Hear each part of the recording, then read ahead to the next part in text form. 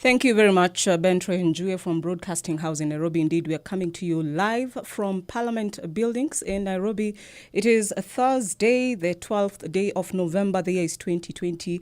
It is a day in which we expect the head of state, His Excellency, the President Uhuru Kenyatta, to deliver the State of the Nation address. It is, of course, an address that is coming later in the year. Traditionally, it is held between the months of March and May, but this is a special year that has witnessed a global pandemic that has been felt even here in Kenya.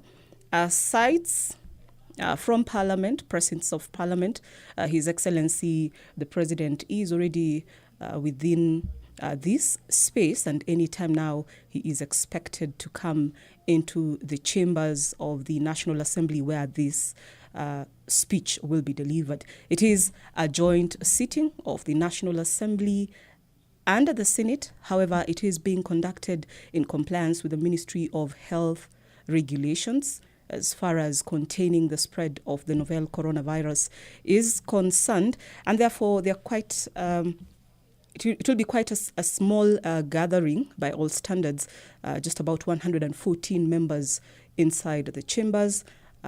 10 others are spread outside the chambers at the lounges within Parliament, that is the National Assembly lounge. There is also another lounge at the Senate.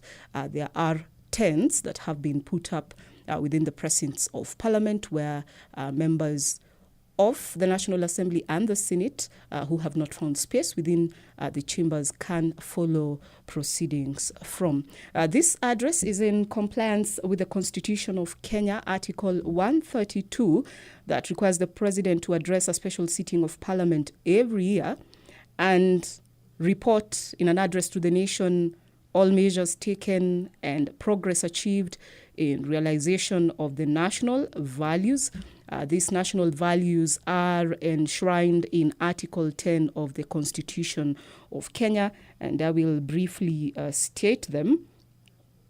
And these speak to patriotism, national unity, sharing and devolution of power, the rule of law, democracy, participation of the people, human dignity, equity, social justice, inclusiveness, equality, human rights, non-discrimination, and protection of the marginalized, good governance, integrity, transparency, accountability, and sustainable development. As it is the tradition, the head of state in this State of the Nation address is expected to address or highlight a number of issues that are of national interest.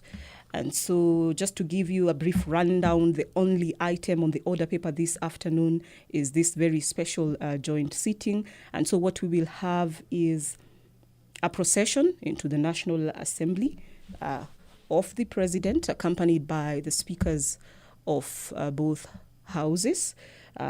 We shall have convocation by the Speaker of the Senate and the Speaker of the National Assembly, and who will then thereafter as host hand over proceedings to His Excellency the President to make his speech.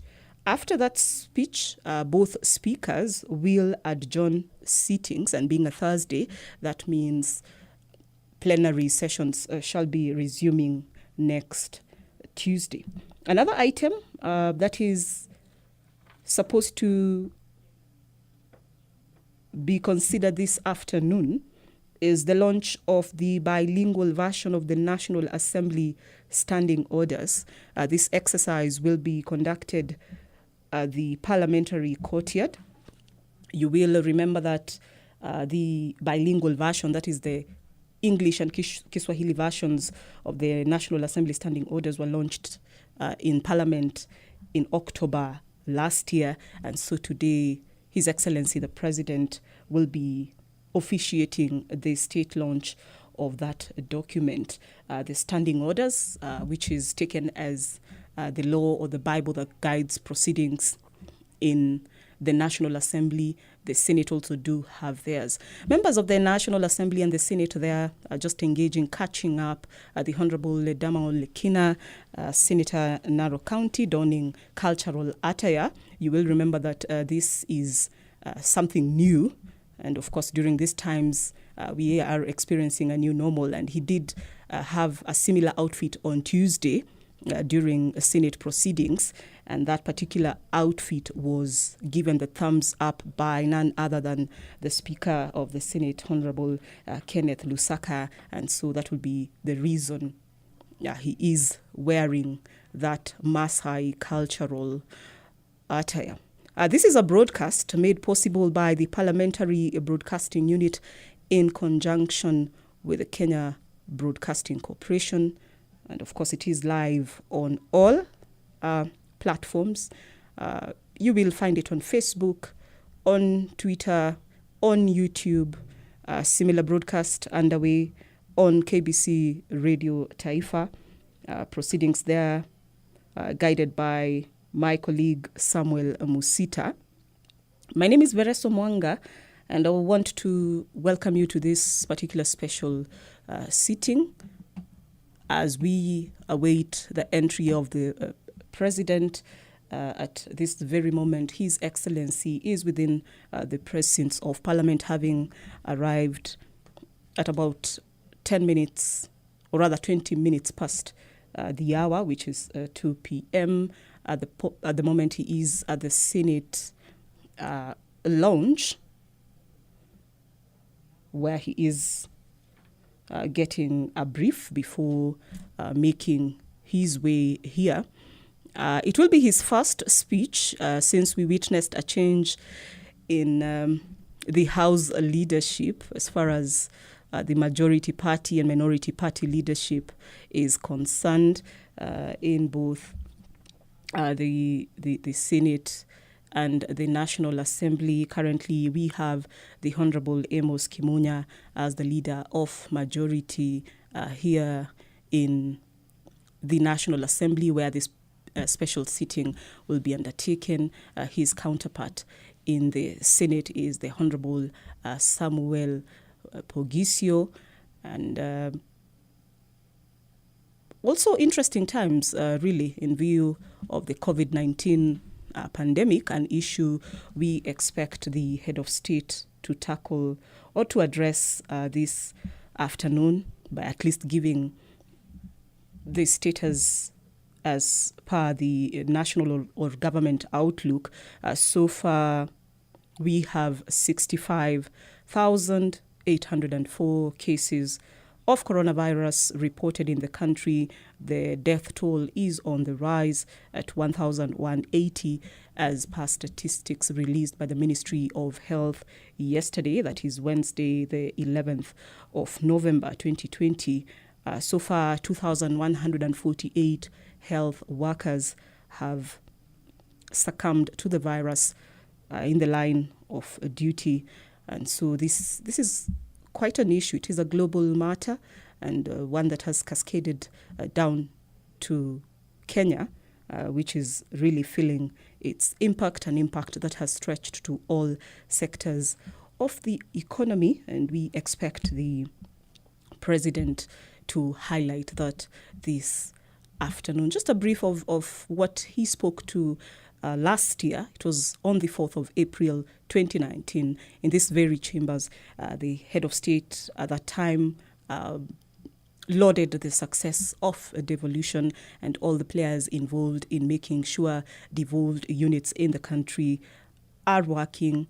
The head of state praising Parliament for what he termed as a steady guiding hand in ensuring the country implements its transformative agenda. He also spoke to the economy, noting that it had grown by 6.1%, also alluding to the government Big Four agenda, an agenda that speaks to food security, manufacturing, affordable housing and affordable healthcare, and we expect that he will be addressing that this afternoon, as well as how far we have gone as a country in the war against graft. Earlier this week, he did receive the annual report from the Office of the Director of Public Prosecutions, and he challenged that entity to prosecute high-profile cases to conclusion. Last year in his speech, he mentioned and was very categorical that there will be no turning back in the fight against corruption and impunity in Kenya. The president saying there will be no sacred cows, no compromise, and that the fight against corruption was a fight for the soul of the nation. The security of the country is another matter that we expect him to address this afternoon. Last year, he alluded to a strong national security, saying the response to external and transnational security threats is enhanced and has been determined by reforms to immigration systems and the strengthening of border security and their management. And so we expect to hear what more has been done. Of course, another area that Kenyans are anticipating is the Building Bridges initiative. There is that new report that was released a fortnight ago, and a public launch done at the Bomas of Kenya. Debate is still ongoing over that particular matter, and we will be waiting to hear from the head of state.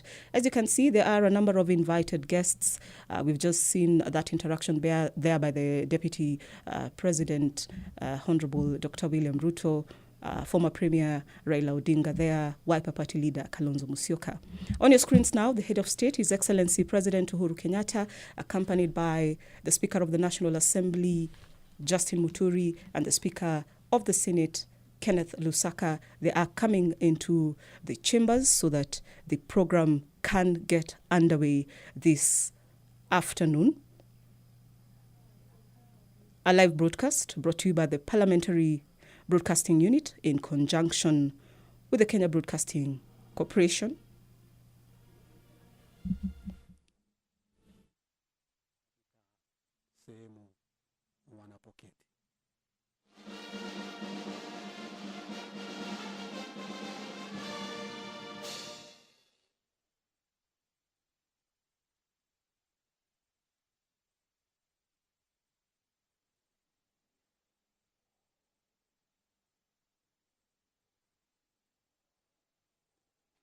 Naam, Rais ameelekeza katika sehemu wanapoketi maspika wa mabunge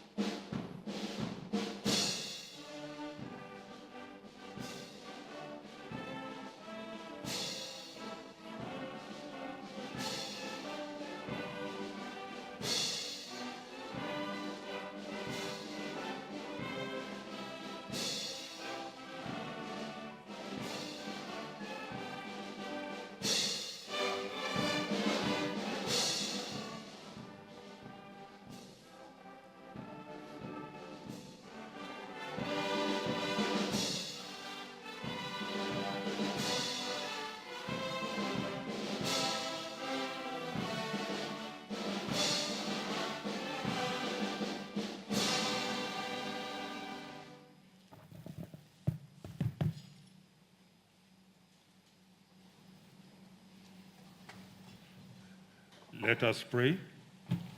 Almighty God, we beseech you to behold with your abundant favor and blessings as your servants whom you have been pleased to call to these leadership positions in this republic. We seek guidance to treat and consider all matters that shall come under our deliberation in so just and faithful a manner as to enhance the peace, prosperity, and welfare of our country and of those whose interests you have committed to our charge. Amen.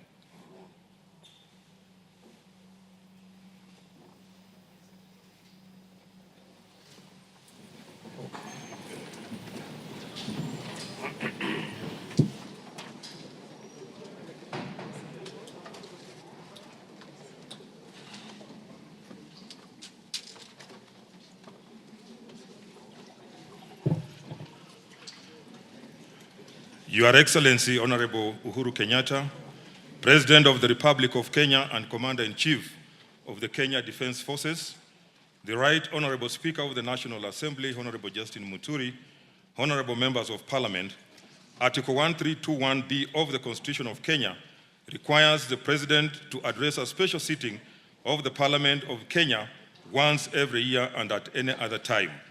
Further, Article 1321C requires the President to, among others, once every year, report in address to the nation all the measures taken and the progress achieved in the realization of national values set out in Article 10 of the Constitution. In addition, Article 247 of the Constitution requires the President, in his capacity as the Chairperson of the National Security, NSC, to report to Parliament annually on the state of the security of the Republic. In this regard, pursuant to Article 1321B and C, 1 and 2 of the Constitution and Senate Standing Orders number 22.1 and 2, upon request by the Presidency, vide letter reference number SH/15 dated 23rd October 2020, I gave notice of today's special sitting to the Honorable Senators by Gazette Notice number 8976, which was published in the Kenya Gazette on Friday, 6 November 2020. Accordingly, Honorable members, this special sitting is properly convened. I thank you.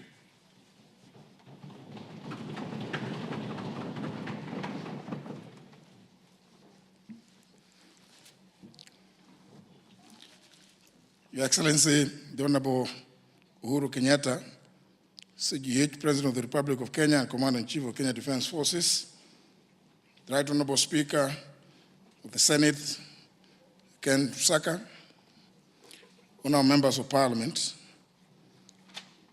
Article 132, Clause 1, Paragraph B of the Constitution of Kenya requires the President to address a special sitting of Parliament once every year and at any other time. Further, Article 132, Clause 1, Paragraph C requires the President to once every year report in and address the nation on measures taken and progress achieved in the realization of our national values. Additionally, the same article provides that the President shall submit a report for debate to the National Assembly on the progress made in fulfilling international obligations of the Republic. In this regard, and pursuant to the same article, paragraphs B, C, Romans 1, 2, and 3 of the Constitution, and the provisions of Standing Order number 22 of the National Assembly Standing Orders, by Gazette Notice number 8975, which was published in the Kenya Gazette on 6th of November 2020, I gave notice of this special sitting to the members of the National Assembly. Accordingly, honourable members, this special sitting is properly convened.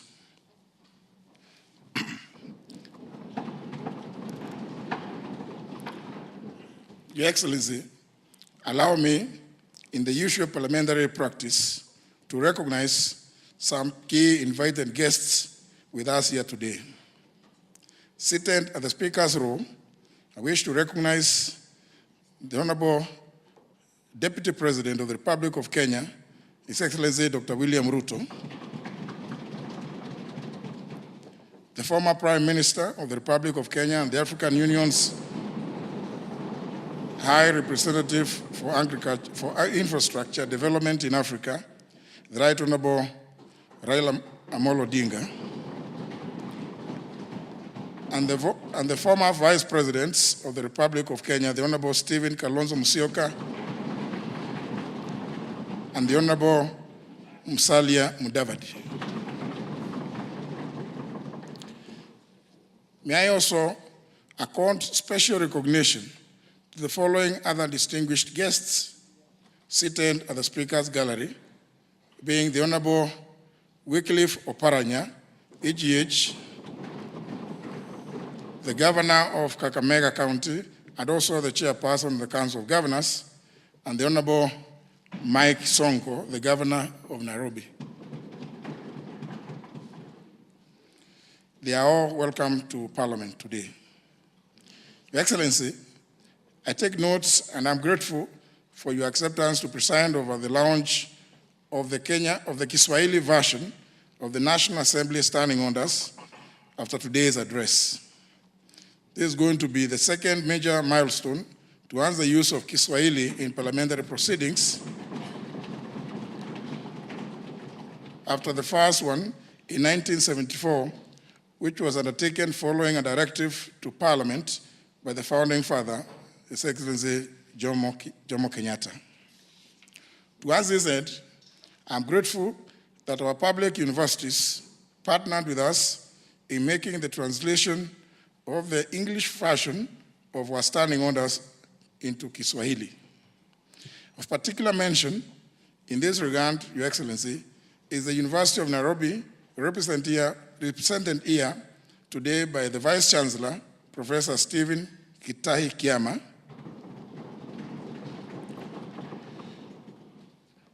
and Kenyatta University, represented by the Vice Chancellor, Professor Paul Wainaina,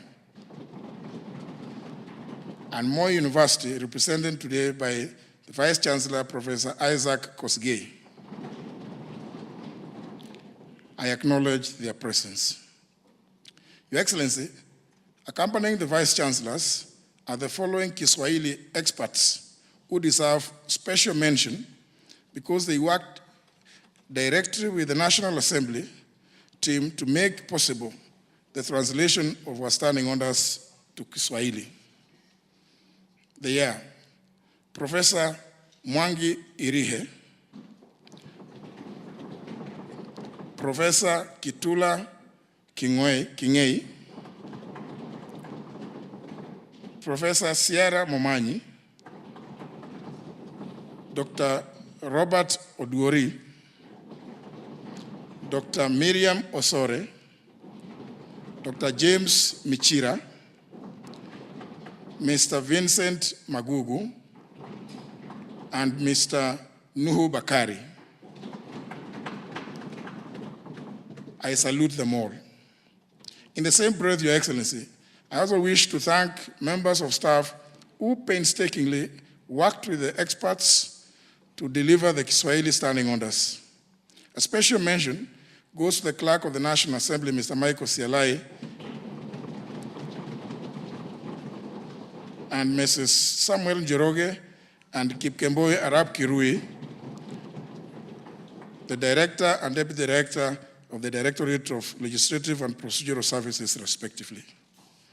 Honored members, invited guests, ladies and gentlemen, it is now my singular honor and privilege to invite His Excellency the President of the Republic of Kenya and Commander-in-Chief of the Kenya Defense Forces to address this special sitting of Parliament. I thank you, Your Excellency.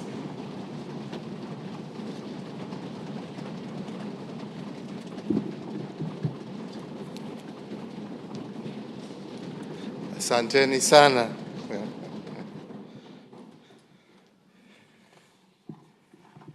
The speakers, or the Speaker of the National Assembly, the Speaker of the Senate,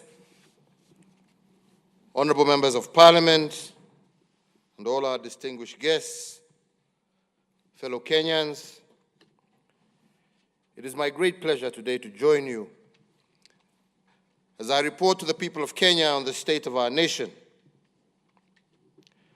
Indeed, I return to this esteemed chamber.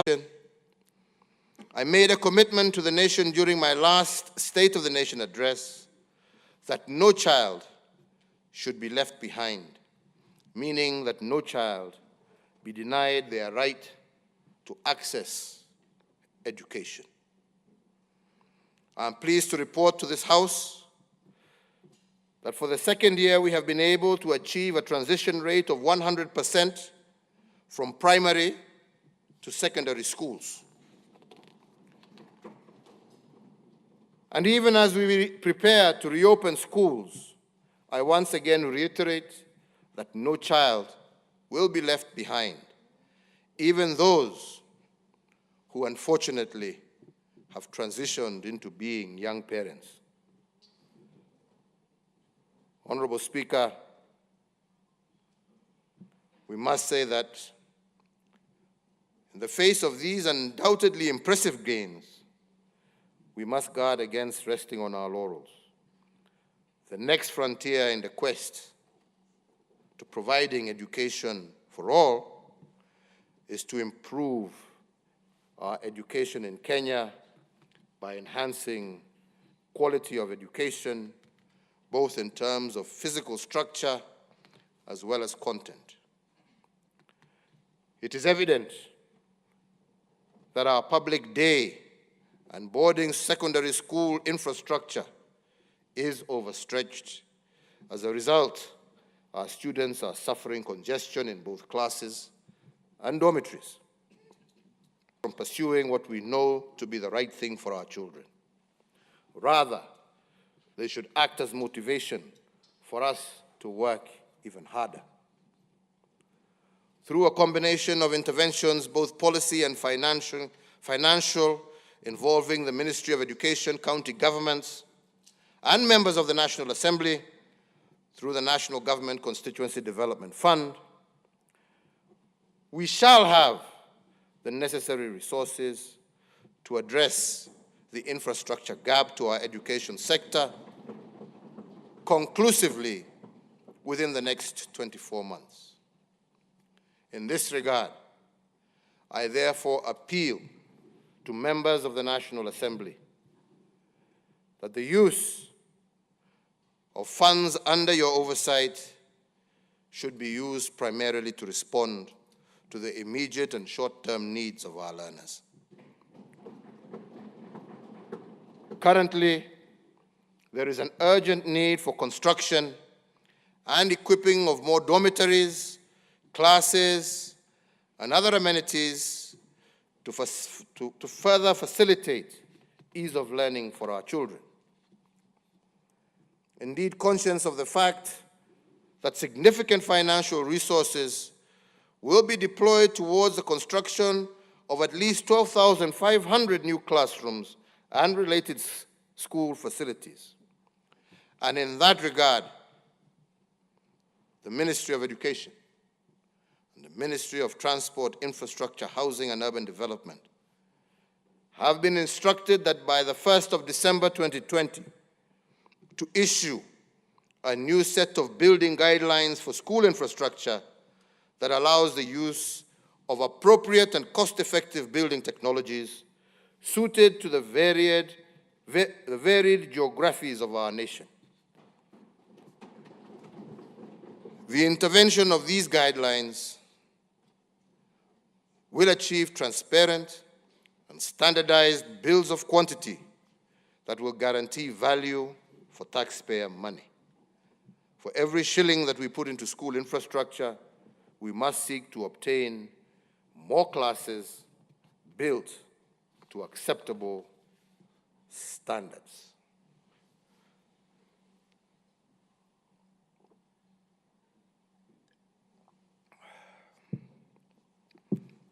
Fellow Kenyans, honorable members, Mr. Speakers, on the state of our economic development at Article 132, read with Article 10 of our Constitution, I am required to report to Parliament on a wide array of economic, social, and relational achievements. I call the sum total of these achievements our economic development. Honorable members, economic development is not about intentions and activities. It is about results. It is not about the volume of what we did. It is about the impact of what we achieved. In other words, economic development is the measure of the tangible, positive transformation of the well-being and the quality of life of our people. During this year's reporting, I will focus on 4 areas of primary thrust and situate the 4 areas within the broad framework of the Big Four. And I must mention at the onset that the Big Four is not a project, as many think of it. The Big Four is an economic development strategy or framework which I have used to organize government delivery and to answer the question why in terms of the selection of the priority areas that we are working on. The philosophy of the Big Four is anchored in 4 intentions which we have pursued relentlessly this year despite the problem of COVID-19. The first one is liberating our urban poor from the poverty of dignity caused by poor housing and inadequate services. The second is transitioning our young people from being earners of wages to owners of capital. And the third is building a holistic base of human capital that is food secure and health assured. And the fourth is jump-starting the shift from being a country of net consumption to one of production. And this has been our why for the Big Four during this difficult year.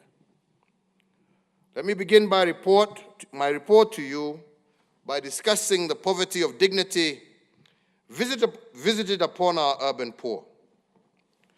Indeed, it is a shame that almost 60 years after independence, a majority of our urban dwellers live in a dignity-poor environment. Their sanitary conditions are inhumane, their habitations are deplorable, and our intention is to reverse this.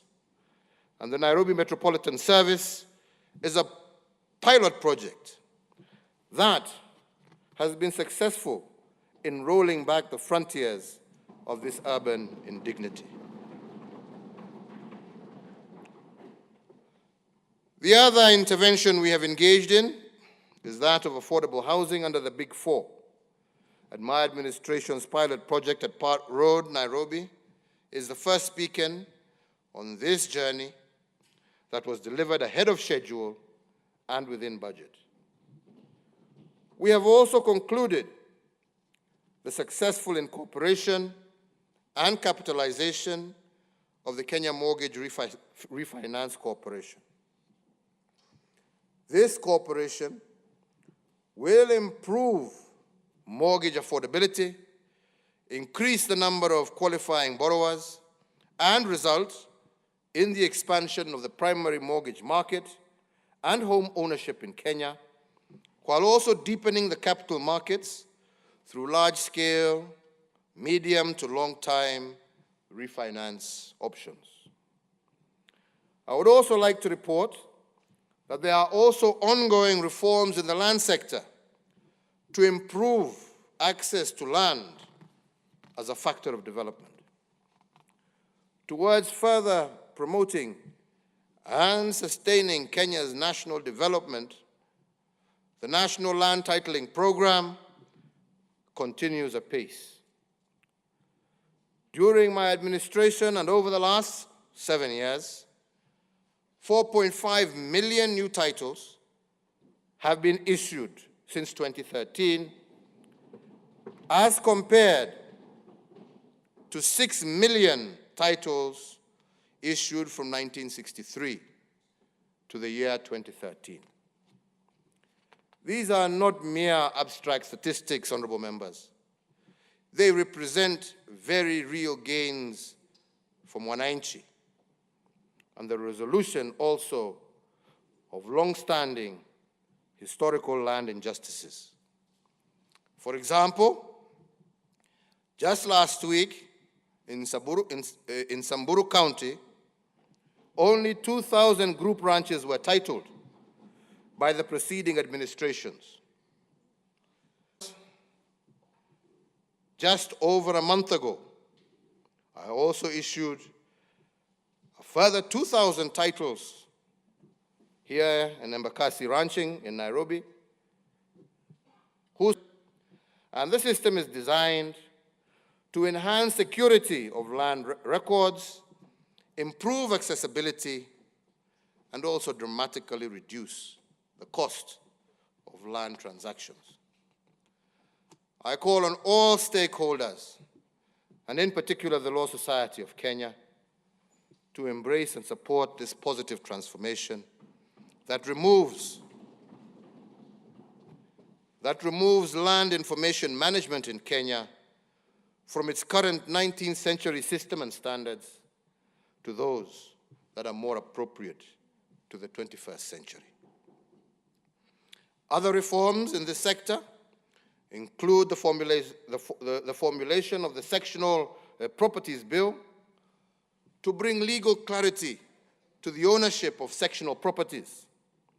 The bill is in its final stages before introduction to this esteemed House. My prayer to you, honorable members, is that we may pass this bill that will allow millions of Kenyans access mortgage and credit for their apartments and smaller dwellings, and to create greater equity for all our people. Honorable members, let me underscore that eradicating the poverty of dignity is not just about securing tenure and dignified habitations. The poverty of youth dignity is also one of the areas that we have focused on. Youth pessimism can also be turned to patriotism. If youth are liberated from the poverty of dignity, we have worked hard to give youth self-esteem and a sense of purpose. And we have done this because dignity comes from self-reliance and a sense of contributing to society. If the youth are given a sense of national importance, they will own the country and guard it jealously as active shareholders. Initiatives such as contracting youth artisans as suppliers to the Big Four projects is a visible example of this approach. The second intention under the Big Four during this report period has been about young people. My government's objective has been to shift our young people from being earners of wage to owners of capital. We have modeled this through engaging them in collective action. As we seek to grow our industries and create jobs in the manufacturing sector, we must of necessity have the manpower with requisite skills to match the needs of industry. Majority of the skills required are with respect to blue-collar jobs.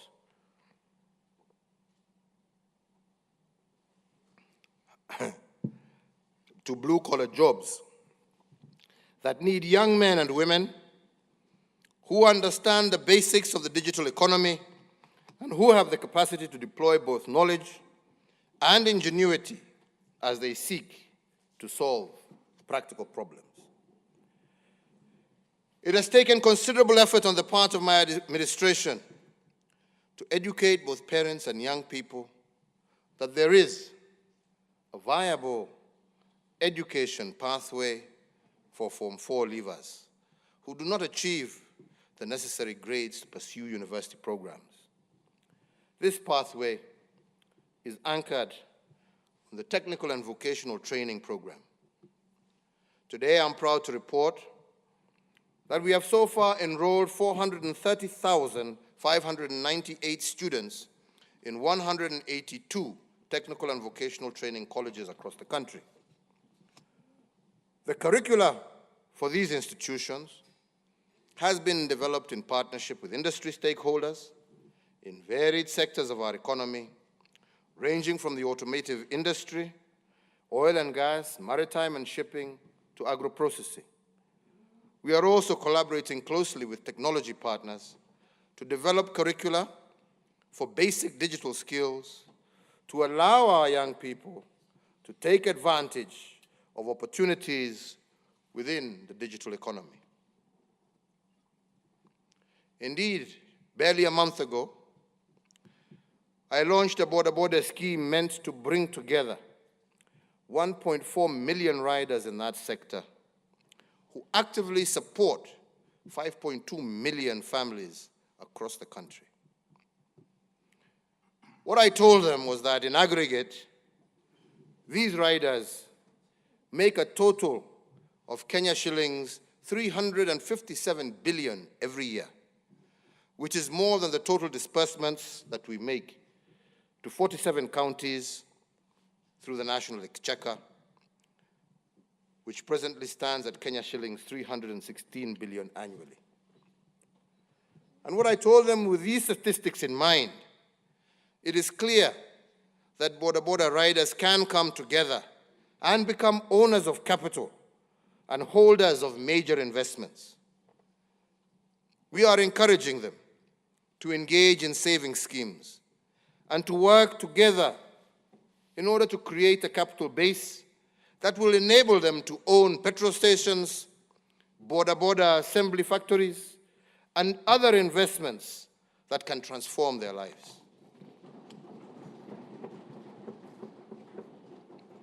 Shifting our youth to become owners of capital also requires us to develop productive capabilities that move from the rudimentary to the complex operations.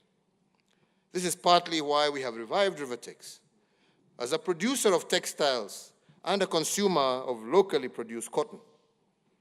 This is in line with the agricultural transformation strategy that obliges the growth of new strains of biotechnical cotton as a key area of opportunity for Kenyan farmers. The manufacturing pillar of the Big Four also aims to provide training ground for our young people to acquire skills and to replicate these in light industries. The third intention under the Big Four during this reporting period has been to develop a holistic human capital base. Our intention here has been to expand our health infrastructure and to guarantee that the individual is free from want and free from fear. Similarly, and in support of the holistic individual, I would like to report that measures aimed at achieving food security are already in place. The implementation, for example, of the agricultural sector transformation and growth strategy is well underway, and we have also successfully reformed the agricultural import subsidy program. If we can achieve this intention of developing a holistic human capital base, then we will increase our national productivity and enhance our economic development. The fourth intention of the Big Four under this year's economic development program agenda is the commencement of the journey from being a country of net consumers to a country of net producers. And in order to make this shift, we must admit that we cannot experience any significant progress in manufacturing and agro-processing without the building of transport systems and making significant investments in energy. Honorable members, even as we mooted the Big Four intention, some of us recognized then, as we still recognize now, that the task of ending the indignity of not having decent shelter, the task of enhancing access to universal health coverage, the task of enabling all who are willing to live in dignity through sweat of their brow to thrive, and the task of ensuring food and nutrition security would not be completed in a single term of office. That being the case, we gave a solemn promise that by the end of 2022, we would have laid an unshakable foundation for the realization of this vision, which is a shared aspiration for millions of our Kenyans.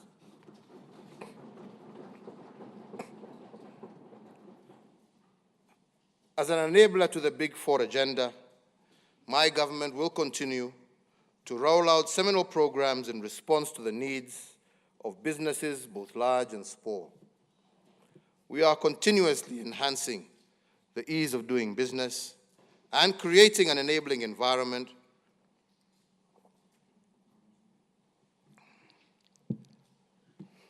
for all our enterprises to thrive.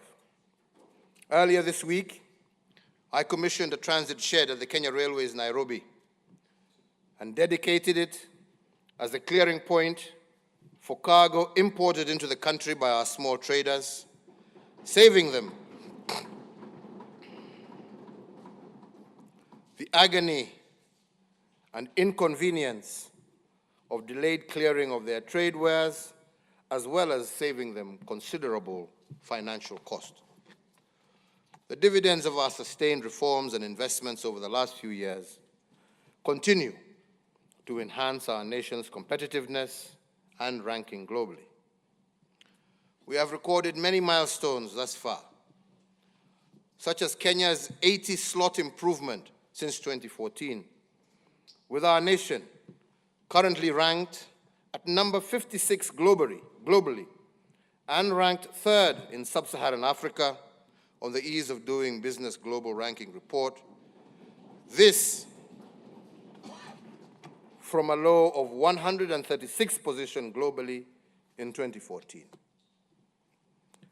As an affirmation of our place of pride within the community of nations, Kenya now ranks number 1 globally in protecting minority investors and 4th globally in terms of getting credit. The number of companies registered daily has increased by 500% from 30 in 2014 to 200 in 2020, and a daily average of 300 during the COVID-19 period. On aggregate, 400,000 companies are annually now registered in Kenya. My government, watu wanafanya biashara tu huko, hata nyinyi. My government has heeded the cries for bold and decisive actions to reduce the unnecessary